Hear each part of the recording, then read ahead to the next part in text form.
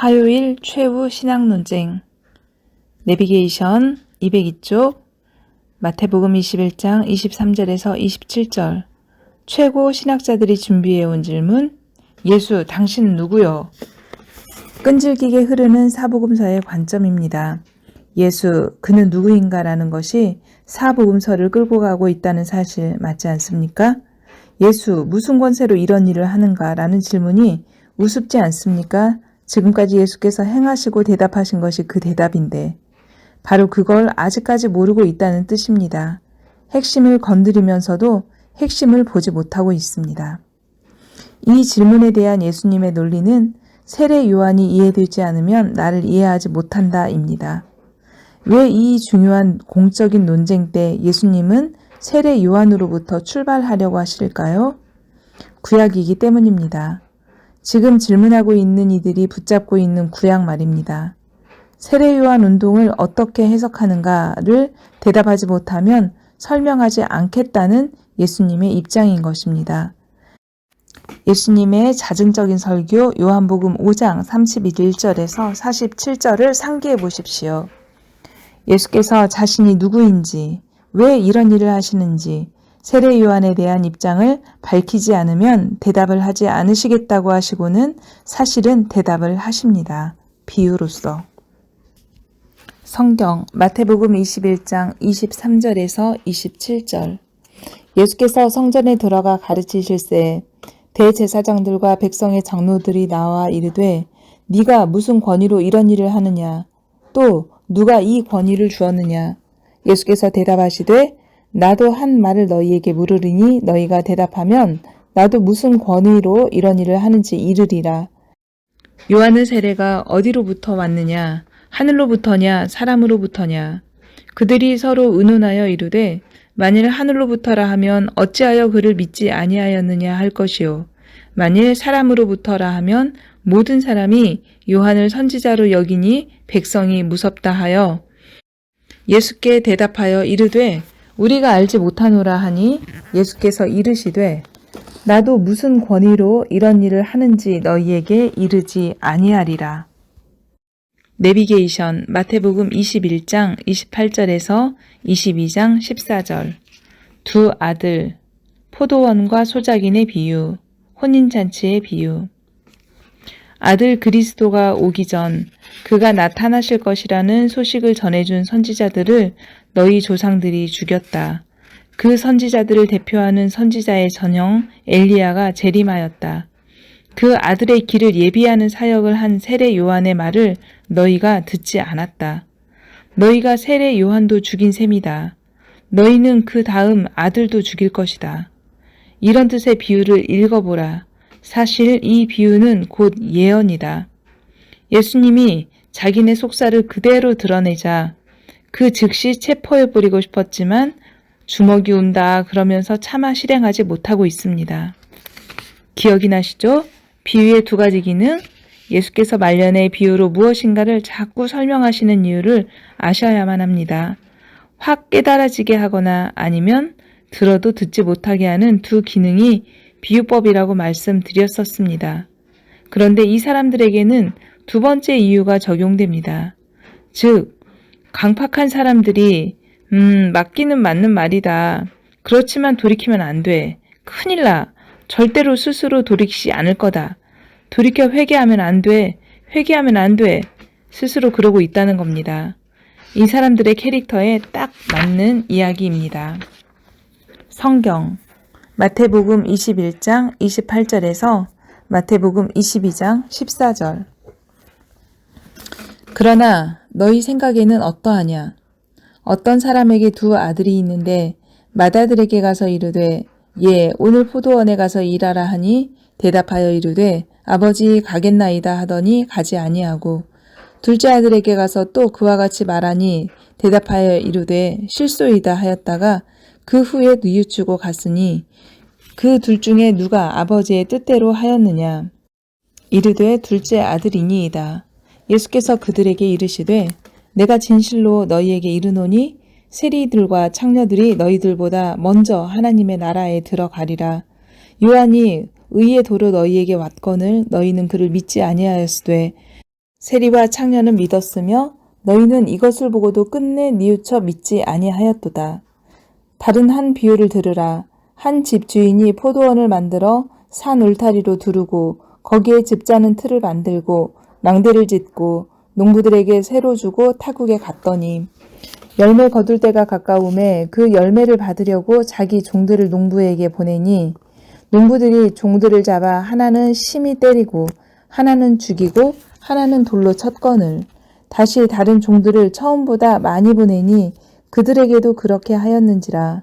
후에 자기 아들을 보내며 이르되 그들이 내 아들은 존대하리라 하였더니 농부들이 그 아들을 보고 서로 말하되 이는 상속자니 자 죽이고 그의 유산을 차지하자 하고 이에 잡아 포도원 밖에 내쫓아 죽였느니라. 그러면 포도원 주인이 올 때에 그 농부들을 어떻게 하겠느냐. 그들이 말하되 그 악한 자들을 진멸하고 포도원은 제때의 열매를 바칠 만한 다른 농부들에게 새로 줄지니이다. 예수께서 이르시되 너희가 성경에 건축자들이 버린 돌이 모퉁이의 머릿돌이 되었나니 이것은 주로 말미암아 된 것이요 우리 눈에 기이하도다 함을 읽어본 일이 없느냐. 그러므로 내가 너희에게 이르노니 하나님의 나라를 너희는 빼앗기고 그 나라의 열매 맺는 백성이 받으리라. 이 돌 위에 떨어지는 자는 깨지겠고 이 돌이 사람 위에 떨어지면 그를 가루로 만들어 흩으리라 하시니 대제사장들과 바리새인들이 예수의 비유를 듣고 자기들을 가리켜 말씀하신 줄 알고 잡고자 하나 무리를 무서워하니 이는 그들이 예수를 선지자로 알미였더라. 마태복음 22장 1절에서 14절. 예수께서 다시 비유로 대답하여 이르시되 천국은 마치 자기 아들을 위하여 혼인잔치를 베푼 어떤 임금과 같으니 그 종들을 보내어 그 청한 사람들을 혼인잔치에 오라 하였더니 오기를 싫어하거늘 다시 다른 종들을 보내며 이르되 청한 사람들에게 이르기를 내가 오찬을 준비하되 나의 소와 살찐 짐승을 잡고 모든 것을 갖추었으니 혼인잔치에 오소서 하라 하였더니 그들이 돌아보지도 않고 한 사람은 자기 밭으로 한 사람은 자기 사업하러 가고 그 남은 자들은 종들을 잡아 모욕하고 죽이니 임금이 노하여 군대를 보내어 그 살인한 자들을 잔멸하고 그 동네를 불사르고 이에 종들에게 이르되 혼인잔치는 준비되었으나 청한 사람들은 합당하지 아니하니 내거리 길에 가서 사람을 만나는 대로 혼인잔치에 청하여 오라 한데 종들이 길에 나가 악한 자나 선한 자나 만나는 대로 모두 데려오니 혼인잔치에 손님이 가득한지라. 임금이 손님들을 보러 들어올세 거기서 예복을 입지 않은 한 사람을 보고 이르되 친구여 어찌하여 예복을 입지 않고 여기 들어왔느냐 하니 그가 아무 말도 못하거늘 임금이 사원들에게 말하되 그 손발을 묶어 바깥 어두운 데에 던지라. 거기서 슬피 울며 이를 갈게 되리라 하니라. 청함을 받은 자는 많되 택함을 입은 자는 적으니라. 내비게이션 마태복음 22장 15절에서 40절. 다른 주제를 또 가져와서 안간힘을 쓰며 공격하는 신학자들. 당시로서는 최고의 신학자들입니다. 생각해 보십시오. 예수님이 12세 되었을 때 예루살렘 성전에서 당대 최고 학자들과 묻고 대답하였던 것을 말입니다. 권위 있는 학자들입니다. 유대 신학을 대표하는 선생들입니다. 그런데 예수 현상에 대해 거부하는 신학자들입니다. 이들이 차곡차곡 준비해온 질문들입니다. 그들의 논리를 반증하시는 예수님의 말씀이 이해되면 좋겠습니다. 예수님의 말씀, 육성으로 들리면 좋겠습니다. 아하자. 1번 타자 바리새파 신학자들, 가이사에게 세금을 바쳐야 하는가? 2번 타자 사두개파 신학자들, 부활이 있다면서? 그럼 부활 때에 계대 결혼한 형수는 7 형제 남편 중 누구의 아내가 되는가? 3번 타자 다시 바리새파 신학자들, 율법 중 가장 중요한 계명은? 성경 마태복음 22장 15절에서 40절. 이에 바리새인들이 가서 어떻게 하면 예수를 말의 올무에 걸리게 할까 상의하고 자기 제자들을 헤롯 당원들과 함께 예수께 보내어 말하되 선생님이여 우리가 아노니 당신은 참되시고 진리로 하나님의 도를 가르치시며 아무도 꺼리는 일이 없으시니 이는 사람을 외모로 보지 아니하심이니이다. 그러면 당신의 생각에는 어떠한지 우리에게 이르소서. 가이사에게 세금을 바치는 것이 옳으니까 옳지 아니하나이까 하니 예수께서 그들의 악함을 아시고 이르시되 외식하는 자들아 어찌하여 나를 시험하느냐. 세금 낼 돈을 내게 보이라 하시니 데나리온 하나를 가져왔거늘 예수께서 말씀하시되 이 형상과 이 글이 누구의 것이냐. 이르되 가이사의 것이니이다. 이에 이르시되 그런즉 가이사의 것은 가이사에게 하나님의 것은 하나님께 바치라 하시니 그들이 이 말씀을 듣고 놀랍게 여겨 예수를 떠나가니라. 부활이 없다 하는 사두개인들이 그날 예수께 와서 물어 이르되 선생님이여 모세가 이르렀으되 사람이 만일 자식이 없이 죽으면 그 동생이 그 아내에게 장가들어 형을 위하여 상속자를 세울지니라 하였나이다. 우리 중에 7형제가 있었는데 마지가 장가들었다가 죽어 상속자가 없으므로 그 아내를 그 동생에게 물려주고 그 둘째와 셋째로 7째까지 그렇게 하다가 최후에 그 여자도 죽었나이다. 그런즉 그들이 다 그를 취하였으니 부활 때에 7 중에 누구의 아내가 되리이까? 예수께서 대답하여 이르시되 너희가 성경도 하나님의 능력도 알지 못하는 고로 오해하였도다. 부활 때에는 장가도 아니가고 시집도 아니가고 하늘에 있는 천사들과 같으니라. 죽은 자의 부활을 논할진대 하나님이 너희에게 말씀하신 바 나는 아브라함의 하나님이요 이삭의 하나님이요 야곱의 하나님이로라 하신 것을 읽어보지 못하였느냐. 하나님은 죽은 자의 하나님이 아니요 살아있는 자의 하나님이시니라 하시니 무리가 듣고 그의 가르침에 놀라더라. 예수께서 사두개인들로 대답할 수 없게 하셨다 함을 바리새인들이 듣고 모였는데 그 중에 한 율법사가 예수를 시험하여 묻되 선생님 율법 중에서 어느 계명이 크니까? 예수께서 이르시되 네 마음을 다하고 목숨을 다하고 뜻을 다하여 주 너의 하나님을 사랑하라 하셨으니 이것이 크고 첫째 되는 계명이요 둘째도 그와 같으니 내 이웃을 내 자신과 같이 사랑하라 하였으니 이 2 계명이 온 율법과 선지자의 강령이니라. 내비게이션 마태복음 22장 41절에서 46절 단칼에 적수를 KO패시키고 승부수를 내시는 예수님의 신학. 예수님의 적극적인 질문과 그들의 대답. 그렇다면 너희는 그리스도를 누구라고 생각하느냐? 다윗의 후손이다. 시편 110편 1절로 그리스도의 논쟁을 신학적으로 끝을 냄. 그리스도론을 시편 110편 1절로 마무리 지으시자 그 이후 질문이 없어졌습니다. KO패, 철수. 적수들의 입을 다물게 한 논리적 반박, 시편 110편. 너희 선생들아, 시편 110편에서 다윗이 여호와 주라고 부른 그 존재가 바로 그리스도라고 너희가 가르치지 않느냐? 그렇다면 어떻게 그리스도가 다윗의 후손이 될 수 있느냐? 주 그리스도는 그러므로 여호와이다. 여호와, I am who I am. 예수님의 영광, 예수님을 예수님 되게 한 예수는 그리스도를 가장 정확하게 설명한 구약 성경 근거 구절입니다. 하늘처럼 섬기는 다윗의 예언 아니겠습니까? 나는 그다. 나는 나다. I am who I am. 이 의미를 다윗의 시편을 인용해서 설명하신 아이디어를 초대교회 리더들은 정통으로 이어받고 있습니다. 당대 최고 신학자들을 이기게 만든 구약 본문이기 때문입니다. 예수님이 이 본문으로 반박하니 그들은 반론을 제기하지 못합니다. 예수님이 승천하신 이후 베드로, 스데반도 하나님의 보좌 우편에 앉아 계신 어린 양을 인용해서 설교하고 반박합니다. 하나님의 보좌 우편에 앉으신 어린 양. 사도 요한은 요한계시록에서 예수님의 이 시편 110편을 실제로 보게 됩니다. 그의 승귀를 최종 증명합니다. 이 시편 110편은 초대교회의 탄탄한 기독론의 변증 자료였습니다. 당신이 그리스도라고 결론을 내리시자 그들은 입을 닫습니다. KO승입니다. 성경 마태복음 22장 41절에서 46절. 바리새인들이 모였을 때에 예수께서 그들에게 물으시되 너희는 그리스도에 대하여 어떻게 생각하느냐? 누구의 자손이냐? 대답하되 다윗의 자손이니이다.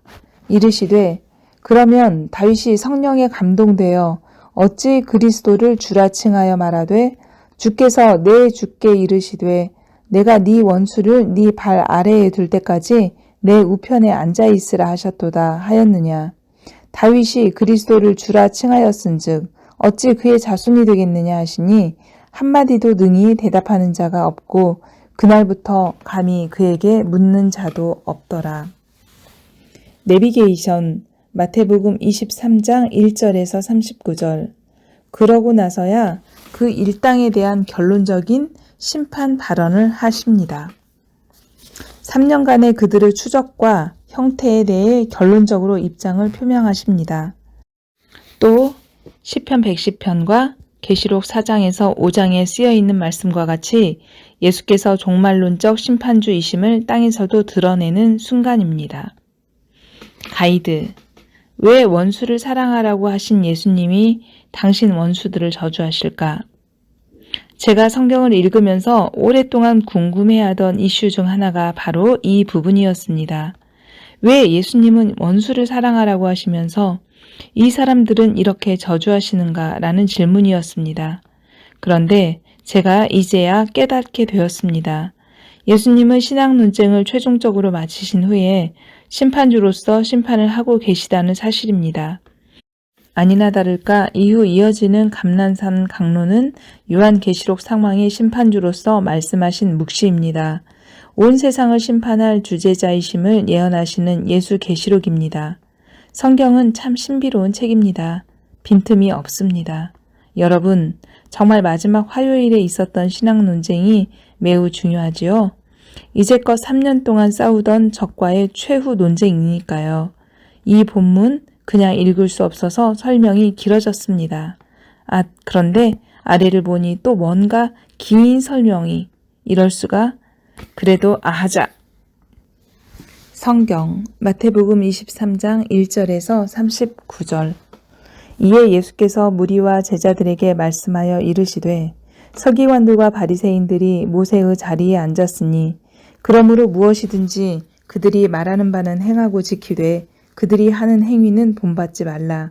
그들은 말만 하고 행하지 아니하며 또 무거운 짐을 묶어 사람의 어깨에 지우되 자기는 이것을 한 손가락으로도 움직이려 하지 아니하며 그들의 모든 행위를 사람에게 보이고자 하나니 곧 그 경문띠를 넓게 하며 옷수를 길게 하고 잔치의 윗자리와 회당의 높은 자리와 시장에서 문안 받는 것과 사람에게 랍비라 칭함 받는 것을 좋아하느니라.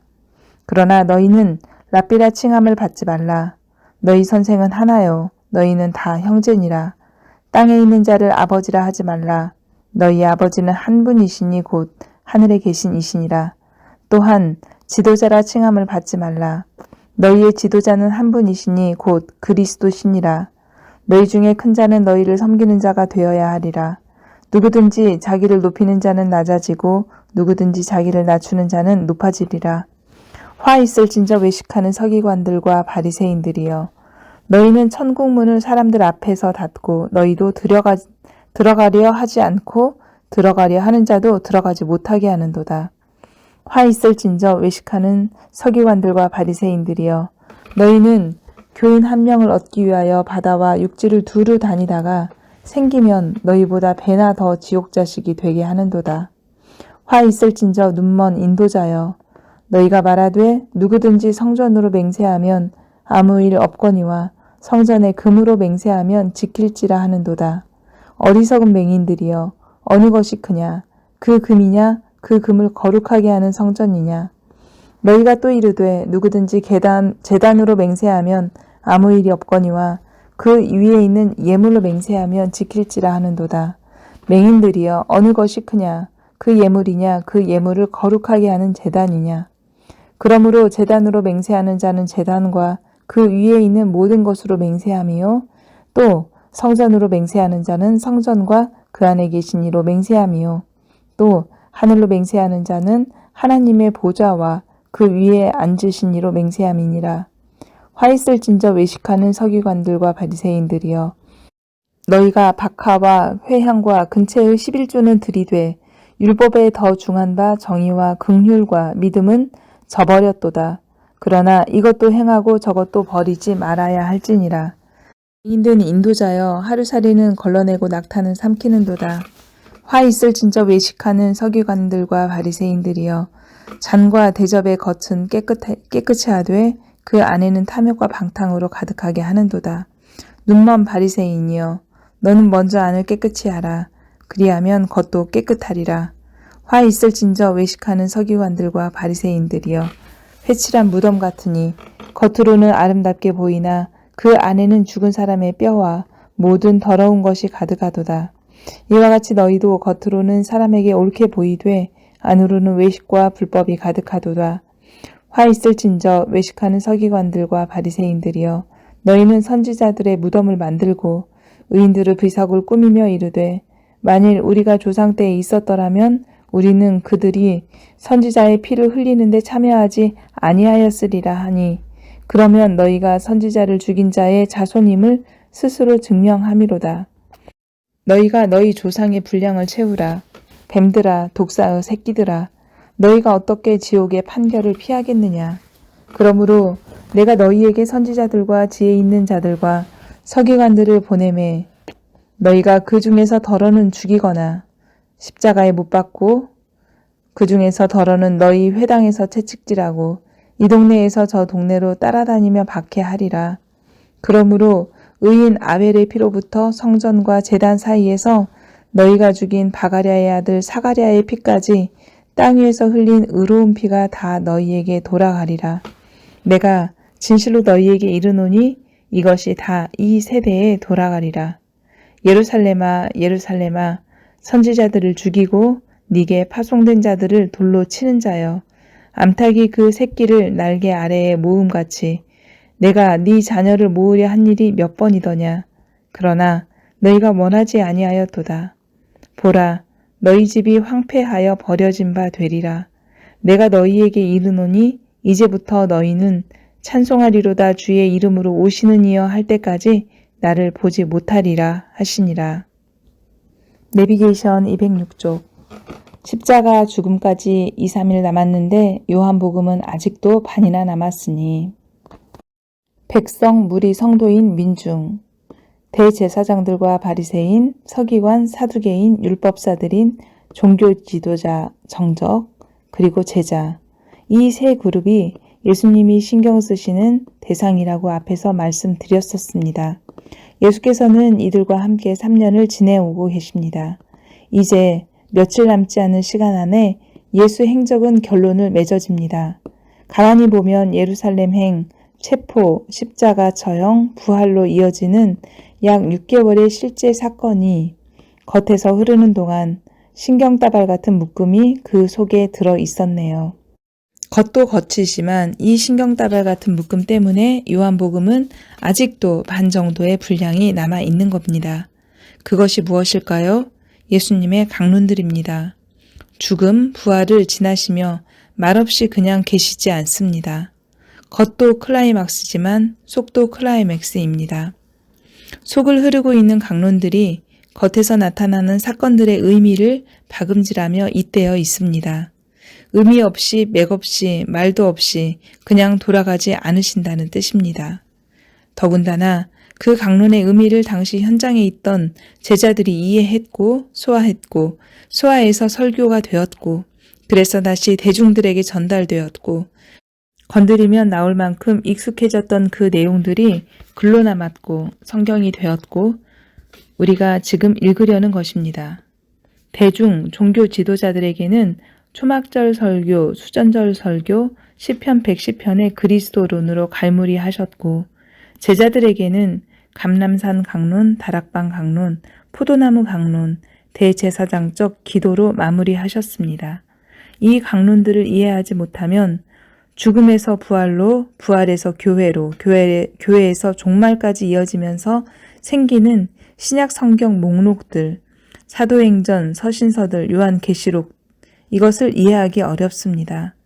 오죽하면 아직도 요한복음의 분량이 반이나 남았겠습니까?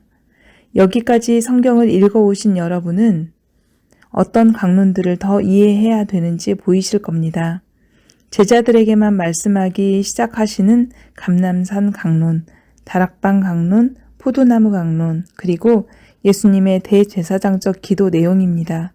이것이 예수 행적의 실제 사건, 체포, 십자가, 부활 현장을 걸어가면서도 속으로 박음질하면서 붙여야 하는 내용물입니다. 요한, 대단한 사람입니다. 이 어려운 개념들을 이해하고 남겼으니 말입니다. 우리는 그 현장에 없었지만 요한은 잘 깨닫고 되새김질해서 글로 남겨준 것을 내 것으로 만들면 됩니다. 익혀져야 합니다. 이 예수님의 강론들이 육성으로 들려야만 합니다. 우리의 생명을 살리시겠다고 이 세상에 오셔서 갖은 고생을 하시다가 마지막으로 남기시는 강론들이니 말입니다.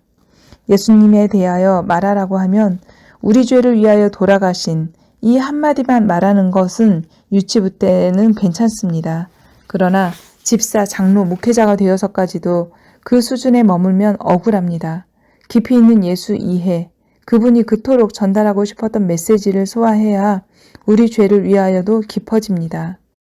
자, 이제 감람산 강론을 정복할 차례입니다. 당시 종교 지도자들과의 대결전을 끝내고 예루살렘 성을 나와 감람산 언덕에 앉아서 성전을 바라보시면서 베푸신 말씀입니다. 일종의 묵시성 강론입니다.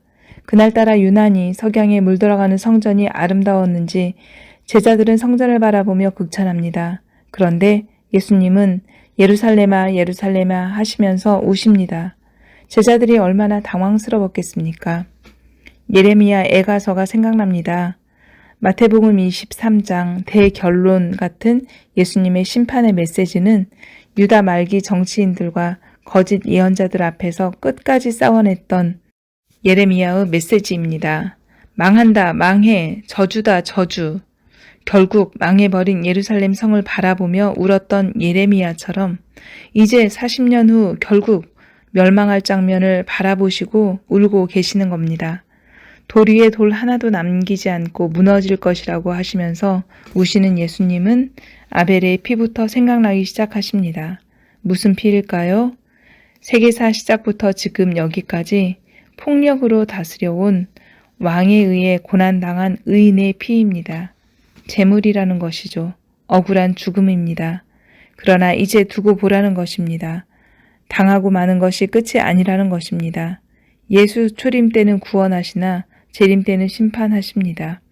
세례 요한이 생각했던 그 심판입니다. 종말론적인 심판이 이루고야 말 것입니다. 반드시 결말이 있다는 것입니다. 반드시 가부간에 드러날 때가 옵니다. 마치 예레미야 이후 다니엘, 에스겔이 세계사를 이기고 승리하는 하나님의 나라 완성을 예언했듯이 예수님은 신약시대의 예언자가 되셔서 종말론적인 예언을 하시려는 참입니다. 화요일 저녁 석양의 그림자가 길게 드리워진 예루살렘 성전을 바라보시면서 우시는 것으로 끝나면 예수님은 실패입니다. 당하고만 말면 실패입니다. 반드시 오고야 말 그날이 오면 반드시 심판주가 나타납니다. 그 심판주가 누구입니까? 인자라는 주장이십니다. 하나님의 보좌 우편에 앉은 어린 양, 방금 전에 설명하셨던 시편 110편의 그 심판주이십니다. 이 종말 예언은 대중 앞에서 하신 것이 아니고 제자들에게만 하신 강론입니다. 아무나 들을 수 없었기 때문에 그런 것 같습니다. 이제 앞으로는 예수께서 대중 앞에서는 말씀하지 않으십니다. 제자들에게만 말씀하십니다. 그동안 말씀을 듣고 경험하고 깨달아온 자들만 들을 수 있고 해석할 수 있기 때문입니다. 난이도 높은 내용은 아무에게나 들리지 않기 때문입니다. 교회를 수십 년 다니면서 말씀을 읽고 들었으면 이 부류에 들어야 할 것입니다. 구약의 예레미야를 섭렵해야 들리는 말씀이 감람산 강론입니다. 그래서 이런 내용이 성경에 글자로 써 있어도 아무에게서나 읽혀지지 않았던 것입니다. 글은 읽는데 예수님의 육성으로 들리지 않았습니다.